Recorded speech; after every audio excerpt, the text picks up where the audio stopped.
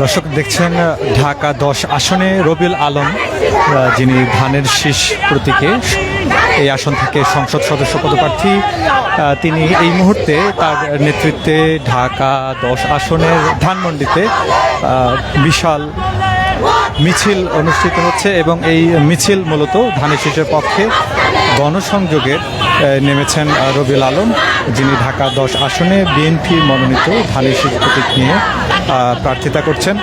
এবং দেখতে পাচ্ছেন যে ধানমন্ডিতে এই মুহূর্তে যে সড়কটি রয়েছে সিটি কলেজ থেকে, এই সড়কের এক পাশ কিন্তু বিএনপির বিভিন্ন অঙ্গ সংগঠনের নেতাকর্মীরা এই সড়কে তারা মিছিলে যুক্ত হওয়ার জন্য দলে দলে আসছেন। এবং এই মুহূর্তে ধানের শীষের যে ধরনের প্রচারণার গাড়ি আমরা এর আগেও দেখেছি, সেই প্রচারণার গাড়িগুলো কিন্তু এই মুহূর্তে এই মিছিলের সঙ্গে রয়েছে। এবং ইতিমধ্যে ঢাকা 10 আসনে বিএনপি মনোনীত প্রার্থী রবিউল আলম এই মিছিলকে নেতৃত্ব দেওয়ার জন্য তিনি এখানে যুক্ত আছেন। এবং আমরা দেখতে পাচ্ছি যে মহিলা দলের যে নেতাকর্মীরা আছেন তারাও কিন্তু এই মিছিলের অগ্রভাগে অবস্থান করছেন এবং তারা রবিউল আলমের পক্ষে এবং ধানের শীষের পক্ষে নানা ধরনের স্লোগান দিচ্ছেন এবং স্লোগানে মুখরিত ধানের শীষ প্রতীকের পক্ষে ভোট চাইছেন বিএনপির অঙ্গ সংগঠন সহ বিভিন্ন স্তরের নেতাকর্মীরা। আমরা দেখতে পাচ্ছি যে বিএনপির নেতাকর্মীরা নানা ধরনের ধানের শীষ সংবলিত প্রতীক এবং দলীয় লোগো সংবলিত পতাকা হাতে নিয়ে এই গণসংযোগ এবং যে মিছিল অনুষ্ঠিত হচ্ছে সেই মিছিলে তারা যুক্ত হয়েছেন।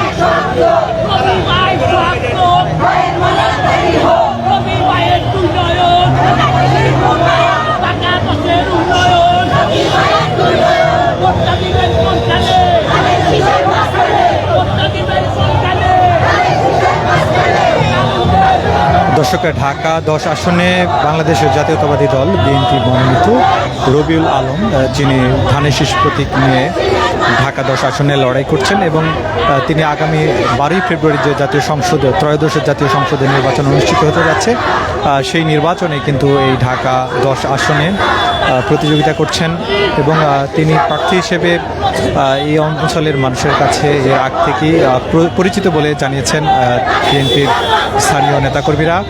এই মুহূর্তে ধানমন্ডিতে এই ঢাকা 10 আসনে রবিউল আলমের পক্ষে গণসংযোগে নেমেছেন স্থানীয় নেতাকর্মীরা, বিভিন্ন অঙ্গ সংগঠনের নেতাকর্মীরা, বিশেষ করে মহিলা দলের নেতাকর্মীরা কিন্তু এই গণসংযোগের সঙ্গে যে মিছিলটি অনুষ্ঠিত হচ্ছে এই মিছিলের অগ্রভাগে তারা নানা স্লোগান দিচ্ছেন এবং তারা ধানের শীষের প্রতীকে নানা স্লোগান দিয়ে কিন্তু আজকের এই মিছিল অনুষ্ঠানটি কিন্তু তারা মুখরিত করে রেখেছেন। তো এই মুহূর্তে আপনারা দেখতে পাচ্ছেন যে কিছুক্ষণ আগ থেকেই কিন্তু বিএনপির যে অঙ্গ সংগঠন আছে, বিএনপির বিভিন্ন ওয়ার্ড থেকে, অর্থাৎ ঢাকা 10 আসনের যে ওয়ার্ডগুলো রয়েছে সেই ওয়ার্ডগুলোর থেকে নেতাকর্মীরা এসে এই সড়কটিতে তারা সমবেত হয়েছেন এবং মিছিলে কিন্তু বিভিন্ন দলে এসে এই গণসংযোগের যে মিছিলটি অনুষ্ঠিত হবে ঢাকা 10 আসনে রবিউল আলমের নেতৃত্বে, সেই মিছিলে কিন্তু তারা সম্পৃক্ত হয়েছেন। এবং এখনো পর্যন্ত আমরা দেখতে পাচ্ছি যে ঢাকা 10 আসনের যিনি বিএনপি মনোনীত প্রার্থী রবিউল আলম, তার পক্ষে কিন্তু নানা ধরনের স্লোগানে মুখরিত হয়েছে এই আজকের এই মিছিল সমাবেশটি।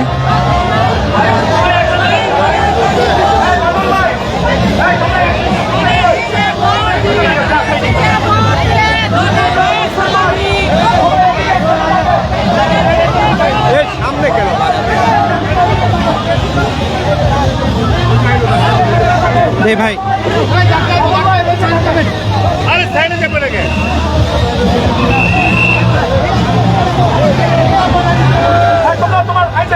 দর্শক দেখতে পাচ্ছেন যে মিছিলটি এই মুহূর্তে ধানমন্ডির যে সিটি কলেজ সংযুক্ত যে সড়ক, সেই সড়কটি কিন্তু কানায় কানায় পূর্ণ হয়ে উঠেছে এবং রবিউল আলম, যিনি ধানের শীষ প্রতীকে বিএনপি মনোনীত ঢাকা 10 আসনের প্রার্থী, তার নেতৃত্বে কিন্তু এই বিশাল প্রচার মিছিলটি কিন্তু ধীরে ধীরে ধানমন্ডির এই সড়ক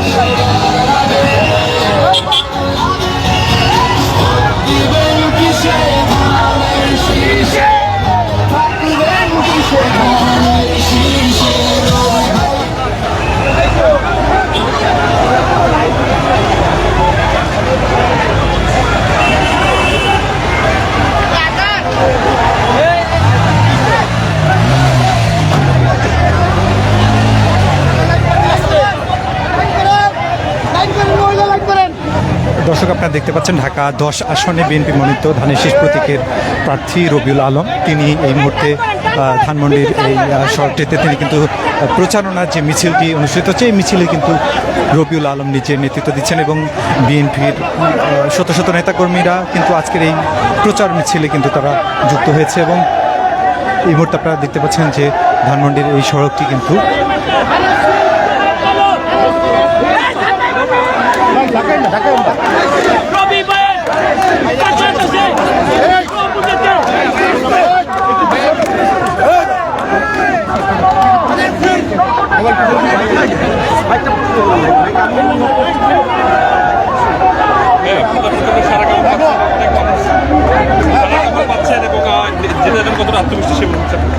আত্মবিশ্বাস কি বিএনপিকে এবং বিএনপির প্রার্থীকে উইন করানোর দায়িত্ব এই এলাকার জনগণ নিয়েছে। কারণ বিএনপি এই রাষ্ট্রে একটা পরিবর্তন নিশ্চিত করতে চায় রাষ্ট্র ব্যবস্থাপনায় এবং রাজনীতির গুণগত মানে। তার জন্য বিএনপি দীর্ঘদিন আন্দোলন করেছে, সংগ্রাম করেছে, রাষ্ট্রের প্রয়োজনে, জনগণের প্রয়োজনে সব সময় আপনার সজাগ থেকেছে, সক্রিয় থেকেছে, দায়িত্ব পালন করেছে, ঝুঁকি নিয়েছে। যার ফলে বাংলাদেশের মানুষ মনে করে বিএনপিকে উইন করিয়ে রাষ্ট্র ব্যবস্থাপনার দায়িত্ব দেওয়া তাদের এখন কর্তব্য, দায়িত্ব। আর বিএনপির প্রার্থী হিসাবে এই এলাকায় ঢাকা 10 আসনে আমাকে বিজয়ী করা তাদের দায়িত্ব নিয়েছে। তারাই আপনার প্রচারণা করছে, গণসংযোগে অংশ নিচ্ছে, স্বতঃস্ফূর্তভাবে তারা মনে করছে যে তাদের জনপ্রতিনিধিত্ব আমি করব তাদের ভোটের মাধ্যমে, এবং সেটা নিশ্চিত করবার জন্য তারা সর্বাত্মকভাবে জনমত গঠন করছে, ভোট আহরণ করছে এবং বিজয় নিশ্চিত করবার জন্য সমস্ত দায়িত্ব এলাকার জনগণ নিয়েছে। ডেফিনেটলি আমি প্রথম থেকেই বলছি, যারা এবারের নির্বাচন অত্যন্ত গুরুত্বপূর্ণ নির্বাচন। এই নির্বাচন শুধুমাত্র সরকার অথবা জনপ্রতিনিধি নির্বাচিত করার নির্বাচন নয়। আপনার বাংলাদেশ আগামীতে আপনার মতো করে চলবে কিনা, জন আকাঙ্ক্ষা ধারণ করে চলবে কিনা, জনগণের ক্ষমতায়ন নিশ্চিত করবে কিনা সেই নির্বাচন। যার ফলে সেটা একমাত্র প্রতিষ্ঠিত হবে হা জয়যুক্ত করে। অর্থাৎ আমাদের রাষ্ট্রটা আমাদের মতো চলার জন্য হায় ভোট দিতেই হবে। আমরা সেটা যে কোনো মূল্যে হায়কে বিজয়ী করতে চাই। বিএনপি হায়ের পক্ষে অবস্থান বিএনপির, কারণ যে পরিবর্তন আপনারা চাইছি সেটা প্রতিষ্ঠিত করবার জন্য বিএনপির অঙ্গীকার রয়েছে।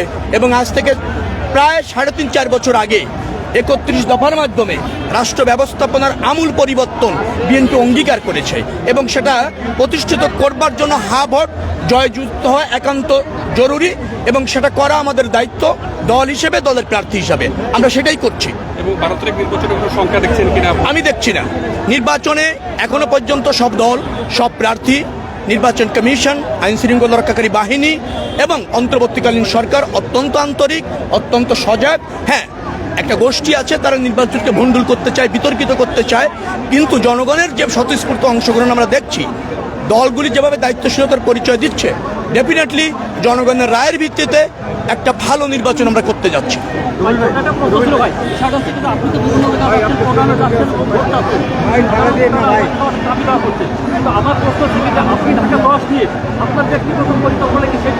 এটা একটা বিস্তারিত বিষয়, আমি ইতিমধ্যে সমস্যাগুলি চিহ্নিত করেছি।